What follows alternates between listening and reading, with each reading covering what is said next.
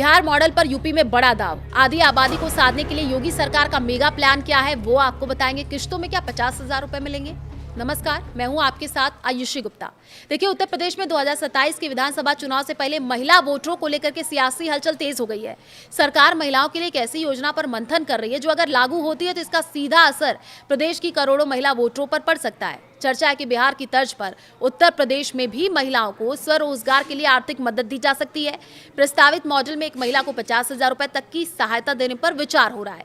ये रकम एकमुश्त देने के बजाय 3 से 4 किस्तों में दिए जाने की संभावना बताई जा रही है।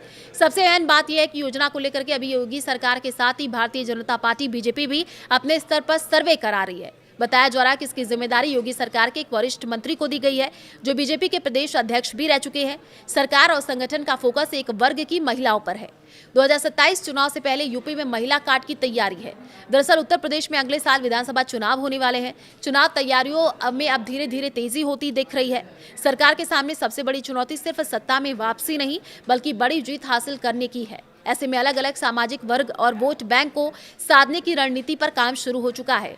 इसी कड़ी में महिला वोटरों पर विशेष फोकस किया जा रहा है। यूपी में 5 करोड़ 67 लाख महिला मतदाता हैं, यानी कुल वोटर का करीब 50%।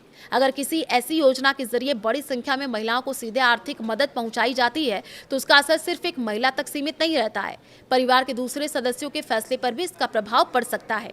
यही वजह है कि महिला कल्याण, स्वरोजगार, आर्थिक स्वावलंबन को जोड़ करके एक बड़ी योजना पर विचार किया जा रहा है। सूत्रों के मुताबिक महिलाओं को स्वरोजगार शुरू करने या उसे आगे बढ़ाने के लिए आर्थिक सहायता दी जा सकती है। किस्तों में मिलेंगे 50,000। तैयार हो रहा है मास्टर स्ट्रोक आर्थिक सहायता की ये रकम कुल मिलाकर के 50,000 रुपए तक हो सकती है। संभावित मॉडल के मुताबिक चुनाव में पहली किस्त के रूप में करीब 20,000 रुपए दिए जा सकते हैं। इसके बाद अगर भाजपा की सरकार दोबारा बनती है तो बाकी रकम 3 किस्तों में दी जा सकती है, यानी 10-10 हजार रुपए की 3 अतिरिक्त किस्तें। यानी सरकार की कोशिश होगी कि महिलाओं के मन में ये रहे कि बीजेपी सत्ता में वापस आएगी तभी बचे 30,000 मिलेंगे। चर्चा है कि 50 लाख से ज्यादा महिलाओं को योजना के दायरे में लाने का लक्ष्य रखा जा सकता है। सरकार जिस तरह की योजना पर विचार कर रही है उसमें प्राथमिकता आर्थिक रूप से कमजोर वर्ग की महिलाओं को देने की संभावना है। इसके तहत अनुसूचित जाति, अनुसूचित जनजाति परिवारों की महिलाओं के साथ साथ बीपीएल परिवारों की महिलाओं, निराश्रित और विधवा महिलाओं को प्राथमिकता दी जा सकती है। सूत्र ये भी बता रहे हैं कि इस योजना का लाभ सिर्फ उस वर्ग की महिलाओं को मिलेगा जो खास समुदाय से ताल्लुक रखती हैं। हालांकि सरकार और संगठन के स्तर पर मंथन जारी है। इस योजना का लाभ एक संभावित मानक परिवार की सालाना आय से जुड़ा हो सकता है। इससे ऐसे परिवारों को शामिल किया जा सकता है जिनकी आय 12 लाख रुपए सालाना से अधिक नहीं है। हालांकि पात्रता की अंतिम सीमा सरकार के अंतिम प्रस्ताव और शासनादेश के बाद ही स्पष्ट होगा। सर्वे से सामने आएगा असली आंकड़ा। योजना को लेकर के सरकार और संगठन की तरफ से सर्वे की प्रक्रिया भी बताई जा रही है।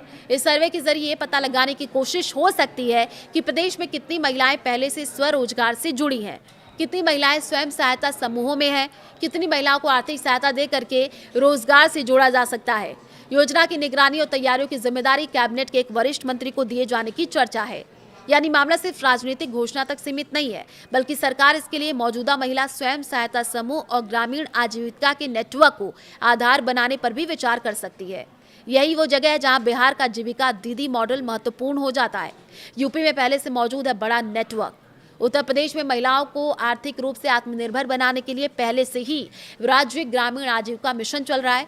इस व्यवस्था के तहत महिलाओं को स्वयं सहायता समूह बनाए जाते हैं। आमतौर पर करीब 10 महिलाओं का एक समूह बना करके उन्हें अलग अलग स्वरोजगार गतिविधियों से जोड़ा जाता है। इन समूहों के जरिए महिलाओं को आर्थिक गतिविधियां, प्रशिक्षण और वित्तीय सहायता से जोड़ने की कोशिश की जाती है। मौजूदा आंकड़ों के मुताबिक उत्तर प्रदेश में करीब 8,99,398 परिवारों की 98,76,389 महिलाएं स्वरोजगार समूहों से जुड़ी हैं। यानी सरकार के पास पहले से करीब 1 करोड़ महिलाओं तक पहुंचने वाला नेटवर्क मौजूद है। अगर नई योजना को इसी नेटवर्क से जोड़ दिया जाता है तो सरकार के लिए लाभार्थियों की पहचान और आर्थिक गतिविधियों से जोड़ने का काम अपेक्षाकृत आसान हो सकता है। आखिर बिहार मॉडल इतना चर्चा में क्यों? सवाल ये है। बिहार विधानसभा चुनाव से पहले महिलाओं के लिए मुख्यमंत्री महिला रोजगार योजना चर्चा में रही। इस योजना का उद्देश्य हर परिवार की कम से कम एक महिला को स्वरोजगार से जोड़ना था। बिहार चुनाव से पहले महिलाओं को खातों में 10,000 रुपए की प्रारंभिक आर्थिक सहायता भेजी गई। इसके बाद रोजगार शुरू करने, कामकाज का आकलन करने के आधार पर आगे आर्थिक मदद देने का प्रावधान रखा गया था। बिहार के चुनाव में महिला मतदाता एक महत्वपूर्ण राजनीतिक ताकत बनकर के सामने आई। बीजेपी की अगुवाई वाले गठबंधन को बंपर जीत हासिल हुई। इस बीच मॉडल को उत्तर प्रदेश में अपनाया जा सकता है। बता दें कि महिला वोट बैंक को लेकर के ये रणनीति सिर्फ बिहार तक सीमित नहीं रही। मध्य प्रदेश में लाडली बहन योजना में महिला मतदाताओं को सीधे आर्थिक सहायता देने का मॉडल स्थापित किया गया। महाराष्ट्र में भी महिलाओं के लिए आर्थिक सहायता की योजना लाई गई। हरियाणा में भी महिलाओं को केंद्र में रख करके योजनाएं बनाई गई। हालांकि मध्य प्रदेश, हरियाणा और महाराष्ट्र में महिलाओं के खाते में हर महीने पैसे भेजे जाते हैं।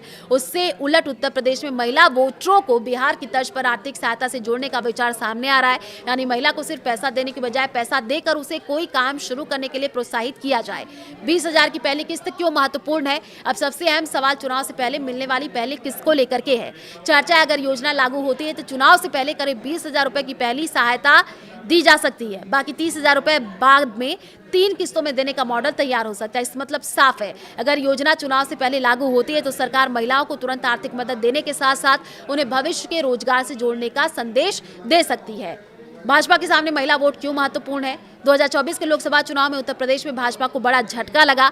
भाजपा की लोकसभा सीटें 2019 के मुकाबले काफी कम हुई और समाजवादी पार्टी प्रदेश में सबसे बड़ी पार्टी बनकर के उभरी।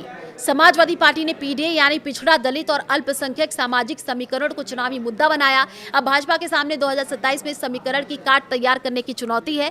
भाजपा रणनीतिकारों की नजर महिला मतदाताओं पर है, क्योंकि महिला वोटर जाति, क्षेत्र और परिवार की सीमाओं से आगे जाकर के कई बार अलग राजनीतिक प्राथमिकता भी तय करती है।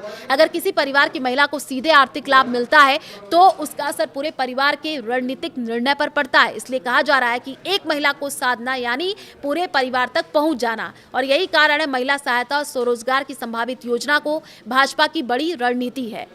आप क्या सोचते हैं? कमेंट करके जरूर बताएं।